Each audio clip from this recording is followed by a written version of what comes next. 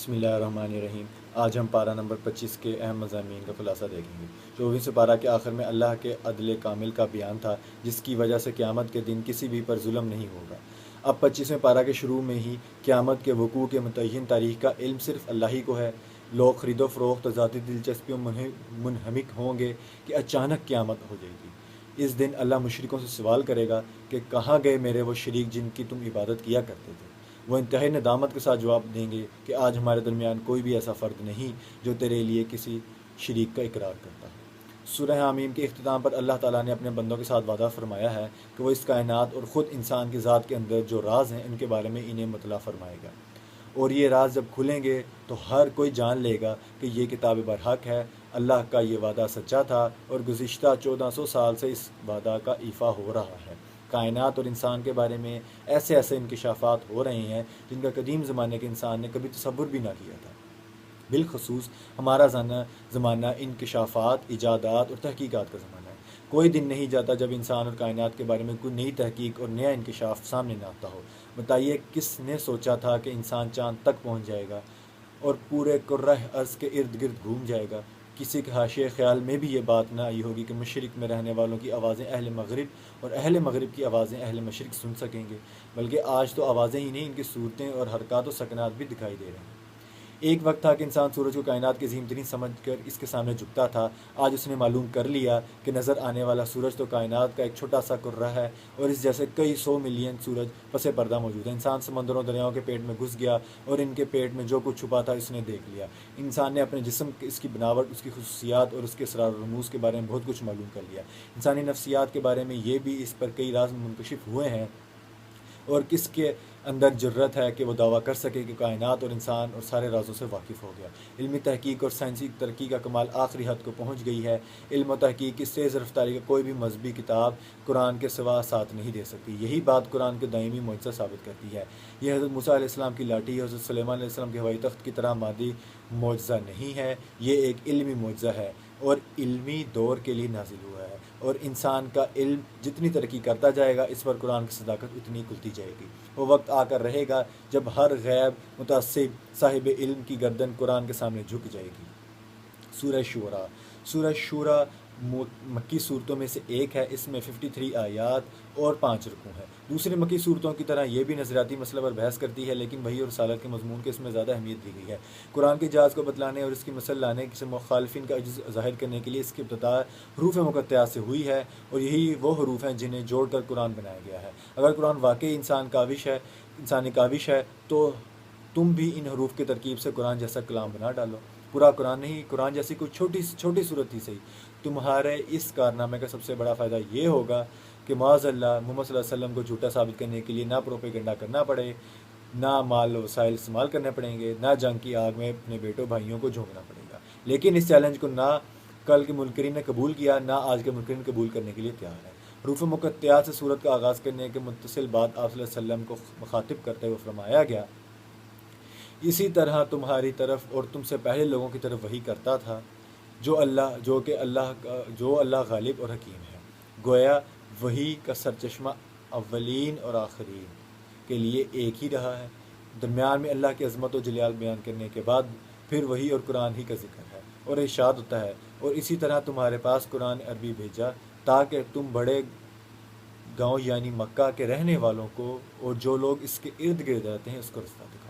وحی اور رسالت کے مضمون ہی کو موقع کرنے کے لیے یہ بتایا گیا کہ اللہ کے نزدیک دین ایک ہے، اور تمام انبیاء ایک ہی دین کی دعوت لے کے دنیا میں تشریف لائے۔ ان کی شریعتیں گرچہ مختلف نہیں، لیکن ان سب کا دین ایک ہی تھا، یعنی دین اسلام۔ حضرت نوح، حضرت ابراہیم، حضرت موسیٰ، حضرت عیسیٰ علیہ السلام کو اسی دین کی دعوت کے لیے دنیا میں بھیجا گیا، اور ان کے متبعین کو تفرقہ سے سختی کے ساتھ منع کیا گیا، لیکن اہل کتاب محض حسد اور انات کی بنا پر ان تفرقہ میں مبتلا ہو گئے۔ ان کے تفرقہ اور اختلافی کو مٹانے اور قول فیصل سنانے کے لیے اللہ نے ہمارے آقا صلی اللہ علیہ وسلم کو مبعوث فرمایا اور آپ کو حکم دیا کہ اب اس دین کی طرف دعوت دو، اور جس طرح تمہیں حکم دیا گیا اسی پر مضبوط قائم ہو جاؤ، اور لوگوں کو خواہشات کی اتباع نہ کرو۔ ان سے کہو کہ اللہ نے جو کتاب نازل کی اس پر ایمان لاؤ۔ اگر غصہ آ جائے تو معاف کر دیتے ہیں اور اپنے رب پر بھروسہ رکھتے ہیں، بڑے بڑے گناہوں بے حیائی کاموں پر پرہیز کرتے ہیں، نماز کی پابندی کرتے ہیں، اپنے کام باہمی مشورے سے کرتے ہیں، اللہ کے دیے ہوئے مال سے اللہ کی راہ میں خرچ کرتے ہیں، اگر ان پہ کوئی ظلم اور زیادتی کرے تو مناسب طریقے سے بدلہ دیتے ہیں۔ یہ صفات، تمام صفات ایمان والوں کی جو بیان ہوئی ہیں، آج کے مسلمان میں اندر پیدا ہو لیں تو انفرادی اور معاشرتی زندگی میں ایسا انقلاب برپا ہو سکتا ہے۔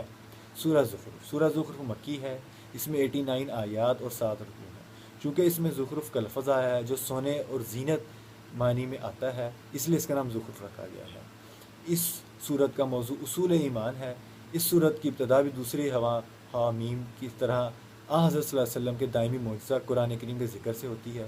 اللہ نے اس روشن اور واضح کتاب کی قسم کھا کر فرمایا، ہم نے اس عربی قرآن بنایا ہے تاکہ تم سمجھو، اور اس بڑی کتاب یعنی قرآن یعنی لوح محفوظ میں ہمارے پاس لکھی ہوئی ہے اور بڑی فضیلت و حکمت والی ہے۔ اس کے بعد سورہ ذوالفضل دلالِ قدرت سے بحث کرتی ہے۔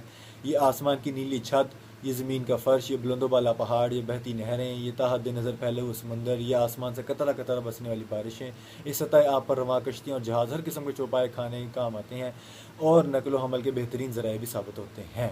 یہ سب اپنے خالق اور صنع قدرت اور حکمت کے زندہ گواہ ہیں۔ ان کی گواہی شہری بھی سن سکتا ہے اور دیہاتی بھی، ان کی زبان عالم بھی سمجھ سکتا ہے اور جاہل بھی۔ یہ گواہ کل بھی موجود ہے اور آج بھی موجود ہے۔ ضرورت صرف ان کانوں کی ہے جو حق کی گواہی سن سکیں، اور ان آنکھوں کی ہے جو دیکھ سکیں، ان دلوں کی ہے جو حق کو قبول کر سکیں۔ یہ صورت زمانہ جاہلیت کی ایک اور انتہائی قابل نفرت سوچ کا تذکرہ کرتی ہے، اور یہ ہے کہ ایک طرف ان کی نفسیات یہ تھی کہ وہ بیٹیوں سے سخت نفرت کرتے تھے، اور ان کے یہاں بیٹی پیدا ہو جاتی تو وہ لوگوں سے منہ چھپاتے پھرتے اور اسے زندہ درگور کرنے کی تدبیریں سوچنے لگتے۔ دوسری طرف وہ اللہ کی طرف بیٹیوں کی نسبت کرتے اور فرشتوں کو اللہ کی بیٹیاں قرار دیتے تھے۔ سورہ زخرف ابو الانبیاء حضرت ابراہیم علیہ السلام کا تذکرہ کرتی ہے، جن کے بارے میں مشرکین کا دعویٰ تھا کہ ہم ان کی ملت و شریعت پر ہیں۔ یہاں ان کے اس دعویٰ کی تردید کی جا رہی ہے۔ یہ بتوں کے پجاری کس منہ سے آپ کو اپنی شریعت کا پیروکار قرار دیتے ہیں جبکہ آپ عقیدہ توحید کے علم بردار تھے، جبکہ سر سے پاؤں تک بت پرستی کے نجاست میں ڈوبے ہوئے ہیں۔ حضرت ابراہیم علیہ السلام نے اپنی اولاد میں یہی کلمہ توحید چھوڑا تھا۔ اسی کلمہ کی جب حضرت خاتم النبیین صلی اللہ علیہ وسلم نے مشرکین کو دعوت دی تو اس دعوت کو سحر اور آپ کو ساحر کہنے لگے۔ اللہ کے رسول کے بارے میں ان کا تصور، ان کی سوچ انتہائی حماقت اور جہالت پر مبنی تھی۔ وہ کہتے تھے کہ یہ قرآن دونوں بڑے شاعروں کے کسی بڑے آدمی پر کیوں نازل نہ ہوا؟ کیا اللہ کو نبی بنانے کے لیے ایک یتیم و فقیر اور غریب آدمی ہی ملا تھا؟ طائف اور مکہ کے سرداروں میں سے کسی سردار پر نظر انتخاب کیوں نہ پڑی؟ اس کا جو جواب دیا گیا اس کا حاصل یہ ہے کہ ان کے درمیان گزر بسر کے ذرائع تک تو پر اتفاق اختیار نہیں، تو وہ خود اپنے رزق کے بھی مالک نہیں۔ جب رزق کی تقسیم میں ان کا کوئی اختیار نہیں تو نبوت جیسے عظیم منصب کی تقسیم اور انتخاب میں کوئی اختیار کیسے دیا جا سکتا ہے؟ اس کے بعد سورۃ میں حضرت موسیٰ علیہ السلام کا قصہ بیان کیا گیا ہے جو کہ مشرکین کی حماقت اور جہالت کا ایک نمونہ ہے۔ فرعون کو اپنے اقتدار، سونے چاندی کے انبار اور وسیع اختیارات پر بڑا ناز تھا۔ وہ اپنے آپ کو مصر کی سرزمین اور نہروں اور حقیقی مالک سمجھتا تھا۔ حضرت موسیٰ علیہ السلام کو بڑی حقارت کی نظر سے دیکھتا تھا، پھر یوں کیسے نہروں اور دریاؤں میں سے ایک میں غرق کر دیا گیا، جو گیا اس کی اجازت کے بغیر اپنا بہاؤ بھی جاری نہیں رکھ سکتے۔ سورت کے اختتام پر اللہ اپنے پیغمبروں کو جاہلوں سے اعراض کرنے اور صبر کرنے کا حکم دیتا ہے۔ تم ان سے منہ پھیر لو اور سلام کہہ دو، انہیں عنقریب انجام معلوم ہو جائے گا۔ سورہ دخان، سورہ دخان مکی ہے، اس میں 53 آیات اور 3 رکوع ہیں۔ دخان کے معنی ہے دھواں، چونکہ اس سورہ میں اس دخان کا ذکر ہے جو مشرکین کو قحط کے زمانے میں شدید بھوک کی وجہ سے دکھائی دیتا تھا، اس لیے اسے دخان کہا جاتا ہے۔ اس صورت کی ابتدا بھی اللہ تعالیٰ نے کتاب مبین یعنی واضح کتاب کی قسم کھائی ہے۔ یہ کتاب اعجاز کے اعتبار سے بھی واضح ہے، اس کے احکام اور مضامین کے بیان کے اعتبار سے بھی واضح ہے۔ اللہ نے قسم اسی اعتبار سے کھائی ہے، ہم نے اسی کتاب کو مبارک رات میں نازل کیا۔ اس سے مراد لیلۃ القدر ہے جو کہ ساری راتوں سے افضل ہے۔ یہ کتاب اللہ نے بندوں پر رحمت کے طور پر نازل کی ہے، ورنہ وہ بندوں کی عبادت کا محتاج نہیں ہے۔ اللہ کی ربوبیت کا تقاضا یہ ہے کہ وہ اپنے بندوں کو ہدایت سے محروم نہ رکھے، لیکن مشرکین و کفار اور قرآن بعد الموت کے بارے میں شک کرتے ہیں۔ حضور اکرم صلی اللہ علیہ وسلم کے زمانے میں ان فرعونوں نے حضرت موسیٰ علیہ السلام کی مخالفت کرنے والے فرعونوں کے انجام سے ڈرایا گیا۔ اس کی ملکیت میں سونے کے انبار تھے اور باغات کی بہتات تھی، 20 محلات تھے، سونا اگلتی زمینیں تھیں، ہزاروں خدام اور لونڈیاں تھیں، لاکھوں پر مشتمل فوج تھی۔ مختصر یہ کہ جو کچھ مصر میں تھا وہ سب اسی کا تھا، اور ہر جاندار بے جان چیز اپنے آپ کو مالک سمجھتا، لیکن یہ سب کچھ اس کے کسی کام نہ آیا، اور وہ اپنے مظلوموں اور محکوموں کے نظروں کے سامنے دریا کے بے رحم موجوں میں غرق ہو گیا۔ لیکن یہ چیخ و پکار اس کے کسی کام نہ آئی۔ اس نے جو کچھ اپنے پیچھے چھوڑا اس سب کا وارث اور مالک بنی اسرائیل کو بنا دیا گیا۔ کل کے محکوم آج کے حاکم اور کل کے مملوک آج کے مالک بن گئے۔ سورۃ اختتام ان ہولناک عذابوں کا ذکر ہے جن کا سامنا اللہ کے نافرمانوں کرنا پڑا، اور چھوٹی سی عقل میں نہ سما سکنے والی نعمتوں کا ذکر ہے جن سے اللہ کے نیک بندوں کو نوازا جائے گا۔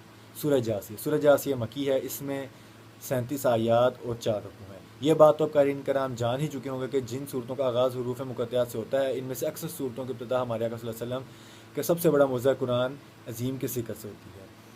سورہ جاسیہ میں بھی ایسا ہی ہوا ہے۔ جاسیہ کا معنی گھٹنوں کے بل بیٹھنا ہے۔ چونکہ قیامت کے دن لوگ خوف اور ہیبت کی وجہ سے دربار الہی میں گھٹنوں کے بل بیٹھے ہوں گے، اور اس سورہ میں خوفناک منظر بیان ہے، اس لیے سورہ جاسیہ کہا جاتا ہے۔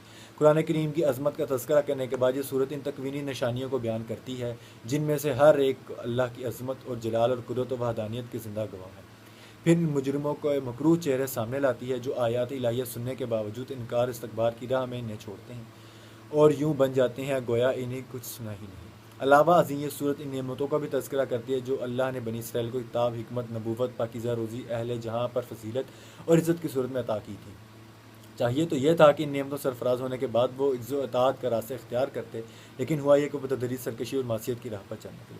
ماضی کے یہ واقعات کفار مکہ بلکہ ہر زمانے کے کفار کو سمجھانے کے لیے بیان کیے جاتے ہیں۔ کفار حضور صلی اللہ علیہ وسلم کے زمانے کے ہوں یا موجودہ زمانے کے، ان کے کفار انکار سے سب سے بڑی وجہ یہ ہے کہ دنیا ہی کی زندگی سب کچھ سمجھتے ہیں، جبکہ قرآن بار بار اس دن پر ایمان لانے کی تاکید کرتا ہے اور نیک اور بد ہر کسی کو اس کے اعمال کا بدلہ مل جائے گا۔ قرآن کا انداز کہیں حکمانہ اور کہیں ناصحانہ، کہ کہیں خبر، کہیں اسلوب ہوتا ہے، کہیں انشاء اور کہیں سوال و جواب ہوتا ہے، یوں ہی منظر کشی کی جاتی ہے گویا قرآن پڑھنے والا اس دن بھی قیامت کے واقعات کو اپنی آنکھوں سے دیکھ رہا ہے۔ اس صورت کے آخر میں بھی منظر کشی انداز اختیار کیا گیا ہے۔ یوں محسوس ہوتا ہے کہ قیامت ہو چکی ہے، حشر کا میدان ہے، خوف ہمارے گھٹنوں کے بل گرے ہوئے ہیں۔ اللہ بندوں سے مخاطب ہے، کہا جا رہا ہے کہ تم نے قیامت کو بلا دیا تھا، آج تمہیں بلا دیا جائے گا۔ تم آیات الہی کا مذاق اڑایا کرتے تھے، آج تم خود مذاق بن کر رہ گئے ہو۔